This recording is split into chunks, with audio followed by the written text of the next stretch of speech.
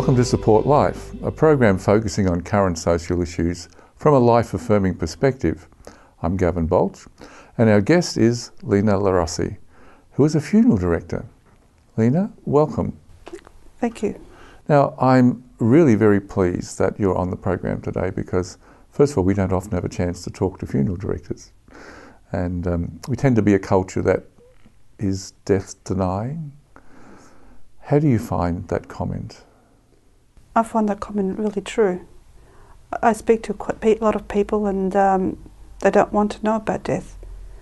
Especially when I talk to them about prepaying their funeral, you get mixed feelings. You get sometimes the wife who wants to prepay and the husband who doesn't, is afraid, or vice versa. It's just really fascinating just listening to them. Now, your family came from Italy. Yes. In the 50s, and your mum met your dad here in Australia. That is correct. How did that come about? Well, she was living with her brother at the time, and she had a pair of shoes that needed fixing. So she went to this place where they fixed shoes, and they saw that she was single, so they introduced her to their cousin. And all of a sudden, in such a short time, they were married. Oh, that's wonderful. And hence, here you are. Yes. Good.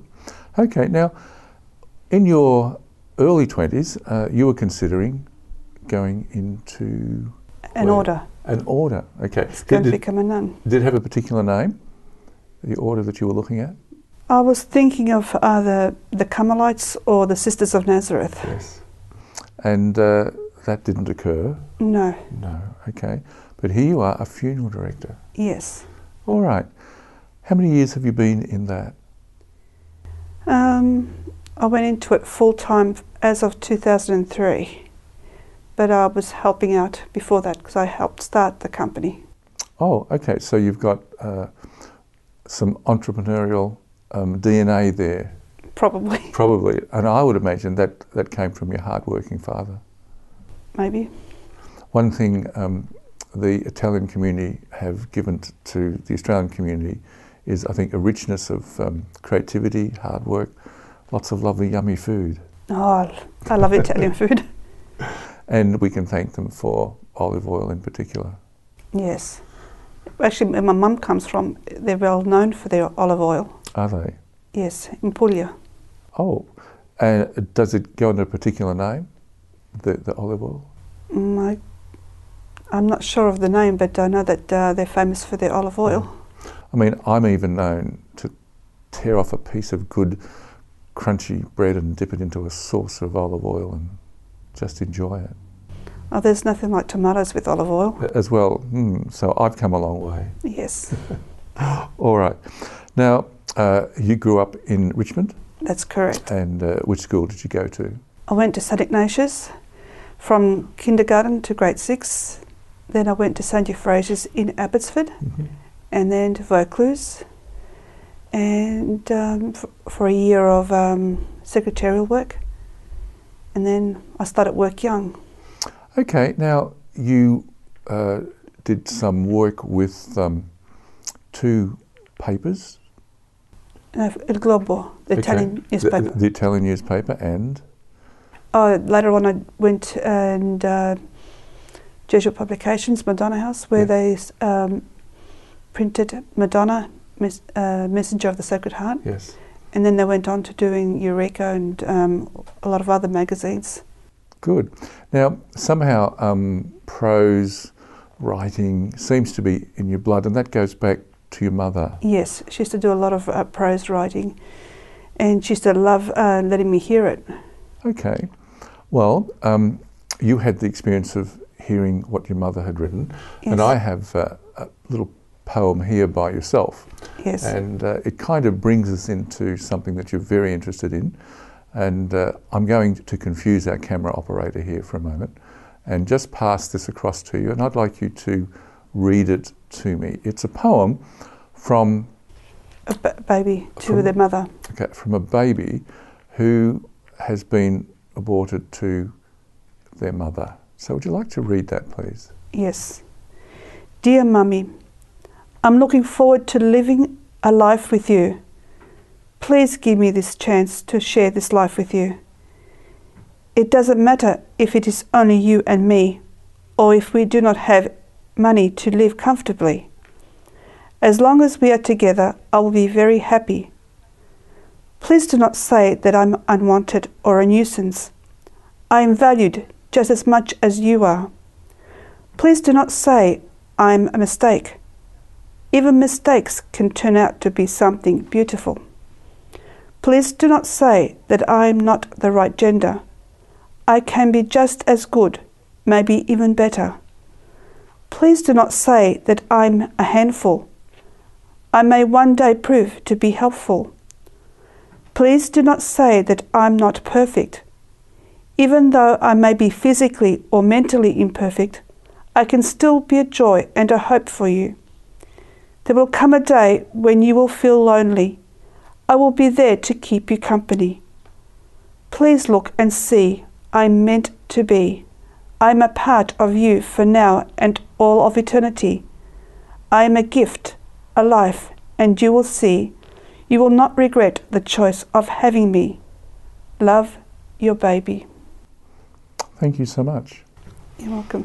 Now, I'm hoping that you're going to allow me to keep that poem. Of course. Because I think it's a precious, it's not just a sentiment, it's a truth.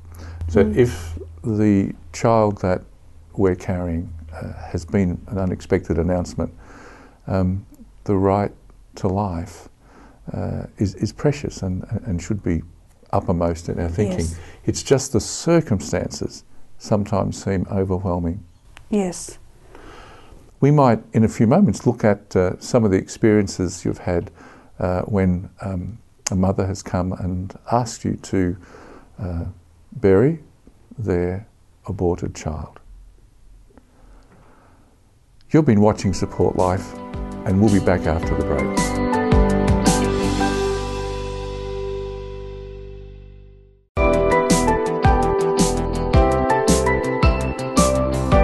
Welcome back to Support Life. I'm Gavin Baulch, and our guest is Lina Li Rosi, who is a funeral director.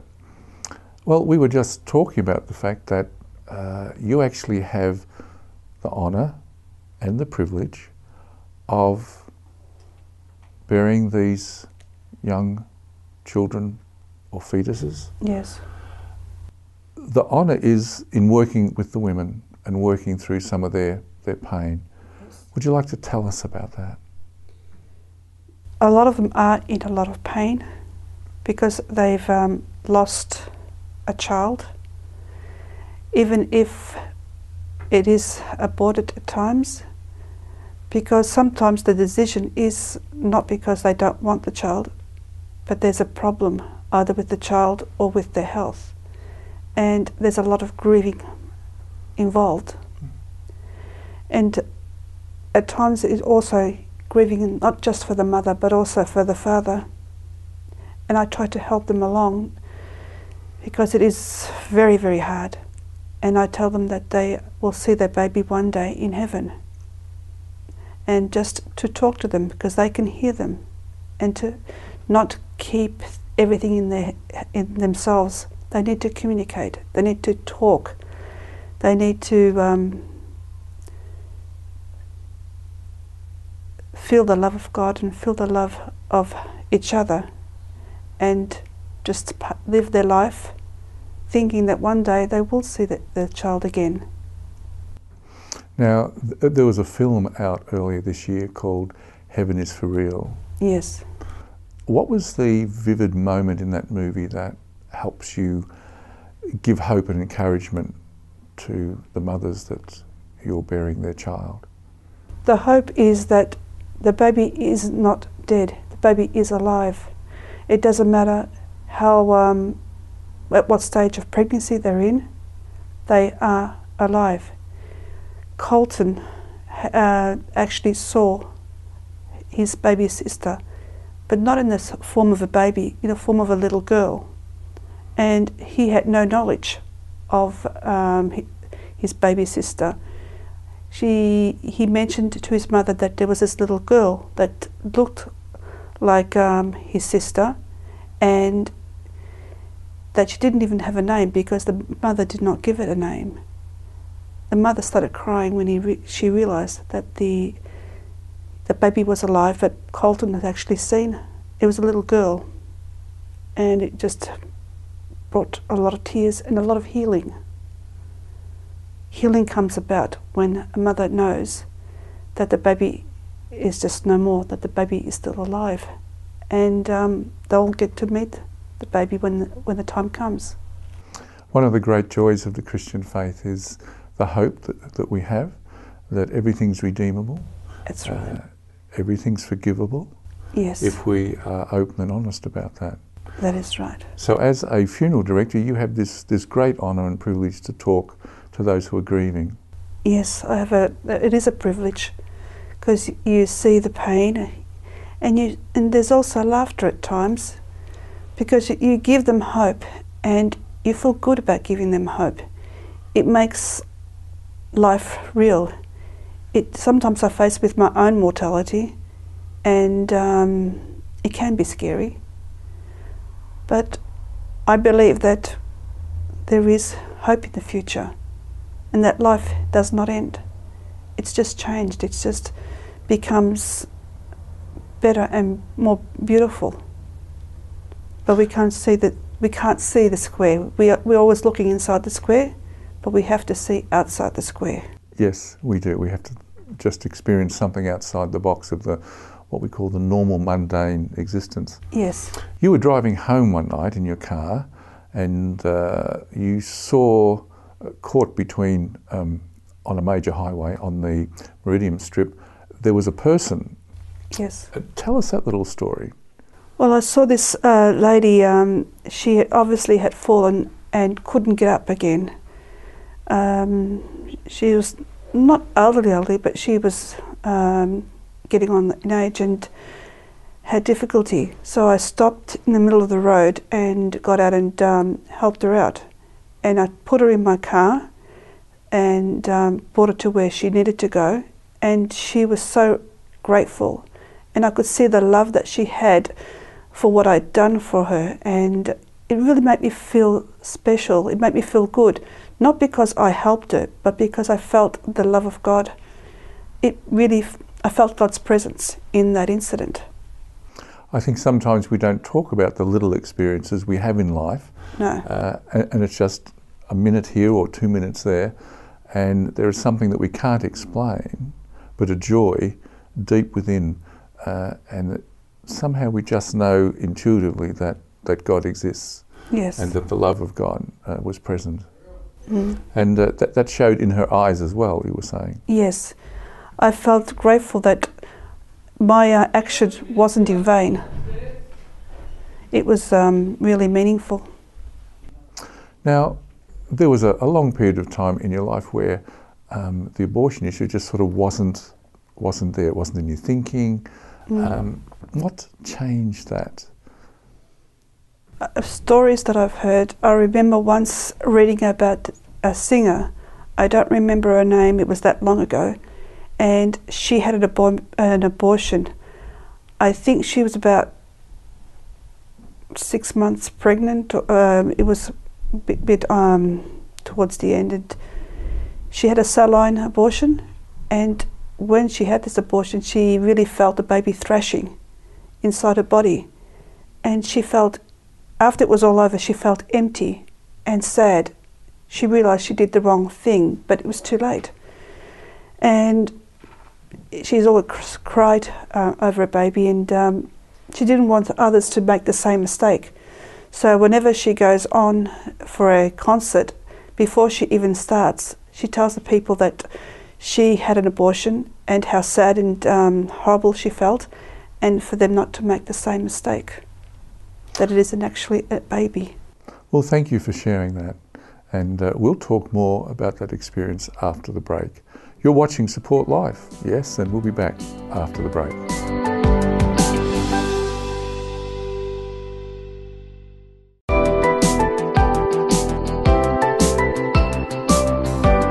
Welcome back to Support Life. I'm Gavin Baulch, and our guest is Lina Li Rosi, who was a funeral director.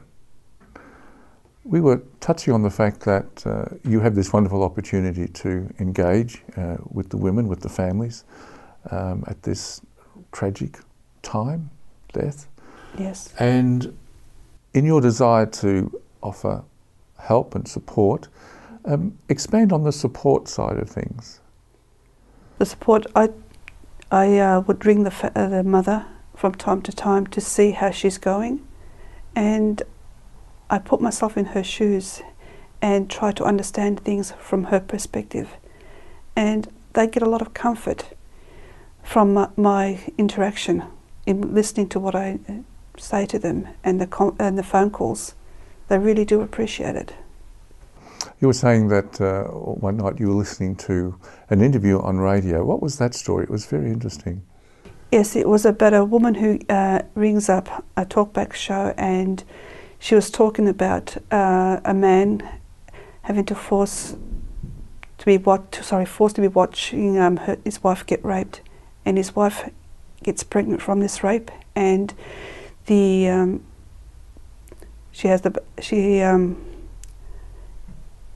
husband didn't want her to have the abortion. He said to her, "Honey, I know it's your, I know that the circumstances is bad, but the baby is still your baby. I would like you to have the baby." The wife replies, "I'm glad you said that, because I don't want to have the abortion either." They had the baby, and the baby grew up and had children of her own. And she said, "That baby was me, and I'm so happy that my mother had me, that she didn't have the abortion." I cried after that. It really put a tear to my eyes, that even through such a horrible action, a horrible deed, love came out of it. Love of the father, the mother, and the child. And even though it's really horrible, it was beautiful at the same time. So these awkward, difficult, horrible moments, redemption is possible. Yes, redemption is always possible.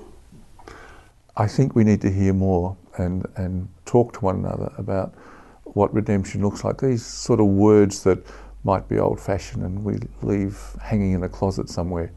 We need to visit them, and we need to be open about perhaps the unusual experiences we have, that others might be informed and grow, and not make a terrible decision that's going to impact them for life. Mm-hmm.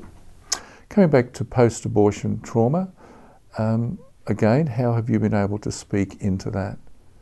Well, there is a lot of people who have had abortions and have regretted their abortions. They weren't told enough about it to start off with. And when they realise their mistake, they go through a grieving process. And it's not just the mother. It could also be the father of the baby. It could be a grandparent. It could be people that pertain to the family but have had no say. And it is very sad when it gets to that. But I still believe that there is redemption even in that. Yes. You were saying you'd seen a film called Unplanned. Yes. And what was the situation there? It was about a young girl who got pregnant and had an abortion. She ended up getting married, and but she was helping this abortion clinic, and she was helping for 8 years. She was told a lot of lies. She thought she was doing good. She thought she was helping the families. She wasn't allowed to say a lot of things, like she wasn't allowed to call the baby a baby. Can't say he or she. It has to be it. And but she realised that she did the wrong thing when the doctor asked her to do the ultrasound while he was performing an abortion, and she saw the baby fight for its life. And she thought, because she was told that a baby doesn't feel any pain until after 28 weeks of pregnancy, and it wasn't 28 weeks of pregnancy, and she saw that it was a lie. It changed her whole outlook, and she ended up joining the pro-lifers because she realised that it is a baby. As a funeral director, these mothers, these families, these dads are wanting closure, of course. Yes. And they don't want something lingering, a voice being heard, wondering where the child is. So, in a sense, you're more than the normal funeral director because of your position on right to life. Yes. Well, I believe every baby has a right to life, and they should have a right to life. If we don't speak out for them, who will? Because they can't speak out. They're not born yet. They're in the womb, and so if we don't fight for them, who is? It's not about judging people. It's about trying to understand the situation. You had the beautiful experience of burying a young woman, 30 years of age, and she actually had Down syndrome. What was that funeral like? The funeral was beautiful. The family really loved her. They didn't want her to die. They were so disappointed. And because she was the life of the party. She was full of life. She was like a young kid who she didn't think of anything bad. She just loved to live her life. She was the life of the party, and they all loved her. So it didn't matter that she was Down syndrome. It was their sister. It was their child. And she was worth living. So these are the experiences that you bump into, and most of us are not thinking about the joy and actually informing us and improving our life by the fact that they're there. That there may be something that we've been told is not going to be good, but turns out to be something more wonderful because the life has lived. Yes. When a person, whether they've got a handicap or not, they give joy, and when you help someone who needs the help, you get joy back. It's a giving and taking. Well, I want to thank you so much for sharing those insights and those experiences as a funeral director, and we wish you well in your venture. You're watching Support Life. That's all for our program today. Join us again next week. Goodbye.